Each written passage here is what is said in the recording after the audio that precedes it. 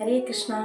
സത്യം വരം ധീമഹി. നമുക്കിന്ന് ശ്രീമദ് ഭാഗവതത്തിലെ മുജുകുന്ദ മോക്ഷം കഥ പറയാം. ത്രേതായുഗത്തിൽ ഇക്ഷ്വാകു വംശത്തിൽ ജീവിച്ചിരുന്ന രാജാവായിരുന്നു മുജുകുന്ദൻ. അനേക കാലം നീണ്ടുനിന്ന ദേവാസുര യുദ്ധത്തിൽ ഇദ്ദേഹം ദേവന്മാരെ സഹായിച്ചു. അപ്പോൾ യുദ്ധം ജയിച്ചതിന് ശേഷം ദേവേന്ദ്രൻ അദ്ദേഹത്തോട് ചോദിക്കുകയാണ് എന്ത് വരമാണ് വേണ്ടതെന്ന്. അപ്പോൾ അദ്ദേഹം പറഞ്ഞു, ഞാൻ വളരെ കാലമായി വിശ്രമമില്ലാതെയാണ് ഈ യുദ്ധത്തിൽ പങ്കെടുത്തത്, അതുകൊണ്ട് എനിക്കിനി കുറച്ച് വിശ്രമമാണ് ആവശ്യം. അപ്പോൾ ഞാനൊരു ഗാഠനിദ്രയിലേക്ക് പോകാൻ ആഗ്രഹിക്കുകയാണ്. ആരാണോ എൻ്റെ നിദ്രയെ തടസ്സപ്പെടുത്തുന്നത് അവൻ എൻ്റെ കോപാഗ്നിയിൽപ്പെട്ട് വെന്ത് വെണ്ണീറായി മാറണം എന്നായിരുന്നു അദ്ദേഹം ആവശ്യപ്പെട്ടത്. ദേവേന്ദ്രൻ അത് അനുഗ്രഹിക്കുകയും ചെയ്തു. അങ്ങനെ അദ്ദേഹം ഒരു ഗുഹയിൽ ചെന്നിട്ട് ഗാഠനിദ്രയിൽ ലയിക്കുകയാണ്. പിന്നീട് ദ്വാപരയുഗമായപ്പോൾ നമ്മുടെ ഭഗവാന്റെ അവതാര സമയത്ത് മഗധയിലെ രാജാവായ ജരാസന്ധന്റെ നിർദ്ദേശപ്രകാരം യവന രാജാവായ കാലയവനൻ മധുരയെ ആക്രമിക്കുകയാണ്.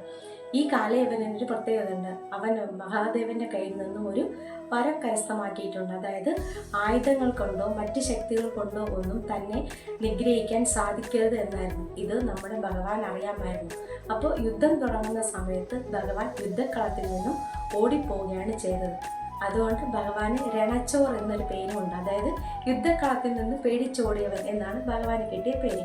അപ്പോൾ ഭഗവാൻ നേരെ പോയത് ഈ മുജുകുന്ദൻ വിശ്രമിക്കുന്ന ഗുഹയിലേക്കാണ്. അവിടെ എത്തിയപ്പോൾ ഭഗവാൻ തൻ്റെ പീതാംബരത്തെ എടുത്ത് മുജുകുന്ദനെ പുതപ്പിച്ചിട്ട് മറഞ്ഞു നിൽക്കുകയായിരുന്നു. അപ്പോൾ ഭഗവാനെ പിന്തുടർന്ന് വന്ന കാലയവനൻ ഭഗവാൻ തന്നെ പറ്റിക്കാൻ കിടക്കുകയാണെന്ന് തെറ്റിദ്ധരിച്ച് മുജുകുന്ദനെ ആഞ്ഞു ചവിട്ടുന്നു.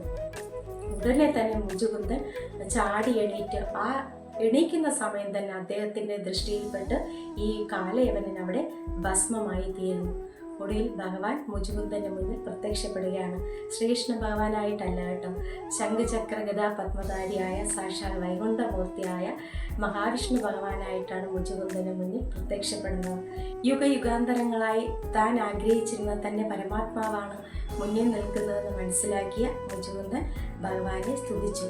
ഭാഗവതത്തിലെ മുജുകുന്ദ സ്തുതി അതിമനോഹരമാണ്. ഒടുവിൽ ഭഗവാൻ മുജുകുന്ദനെ അനുഗ്രഹിക്കുന്നു. ഇപ്പോൾ ബദ്രികാശ്രമത്തിലേക്ക് ചെന്ന് തപസ് ചെയ്യുക. സമയമാകുമ്പോൾ ഭഗവാന്റെ തൃപ്പാദങ്ങളിൽ തന്നെ അതായത് മോക്ഷം ലഭിക്കുമെന്ന് ഭഗവാൻ മുജുകുന്ദൻ അനുഗ്രഹിക്കുകയും അദ്ദേഹം ബദ്രികാശ്രമത്തിലേക്ക് പോവുകയും ചെയ്യുന്നു.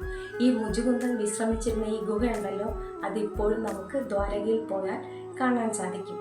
അപ്പോൾ ഇതാണ് മുജുകുന്ദ മോക്ഷം കഥ. എല്ലാവർക്കും ഇഷ്ടപ്പെട്ടു വിചാരിക്കുന്നു. ഹരേ കൃഷ്ണ. സത്യം വരം ധീമഹി.